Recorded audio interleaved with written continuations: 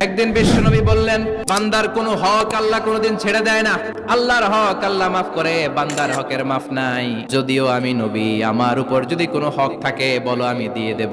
কোন সাহাবী দাঁড়ায় না। এক সাহাবী দাঁড়িয়ে বললেন, নবী, যুদ্ধের ময়দানে চাবুক চালানোর সময়, লাঠি চালানোর সময় এক কাফেরকে মারতে যে আপনার লাঠির বাড়ি আমার পিঠের মধ্যে পড়েছে। আপনি যেহেতু এই কেসাসটা আদায় করতে চান, আপনার পিঠে আমি লাঠির বাড়ি মেরে এটারে শোধবোধ করে দিতে চাই। সাইয়েদনা ওমরে ফারুক হাতের জামা এরকম পড়তে শুরু করছে, আয় এদিকে আয়, তোরে শোধবোধ করাই। বিশ্বনবী বললেন, ওমর রাখো, এটা বান্দার হক, মিটাতে দাও। বিশ্বনবী বললেন, আসো, তুমি এসে আমার পিঠে লাঠি দিয়ে চাবুক দিয়ে বাড়ি মারো। সাহাবী বলে, ও নবী, যখন আপনি আমার চাবুকটা পিঠের মধ্যে মেরেছেন, আমার পিঠে তখন জামা ছিল না। আপনি যদি যথা নিয়মে কেসাসটা আদায় করতে চান, আপনার জামাটা খুলেন, খালি পিঠের মধ্যে বাড়িটা মারিস। এবার আর ওমরে ফারুককে ধরে কে? এদিকে আয়, তোরে দেখাইতেছে। বিশ্বনবী বললেন, ওমর থামো, মারতে দাও। বিশ্বনবী উনার জুব্বাটা উপরের দিকে উঠালেন, পিঠের মধ্যে বাড়ি দেওয়ার জন্য ওই সাহাবীকে ডাকলেন। ওই সাহাবী বিশ্বনবীকে পিছন দিক থেকে জড়িয়ে ধরে ওই মোহরে নবুয়তের মধ্যে চুমু দিয়ে ফেলেছে।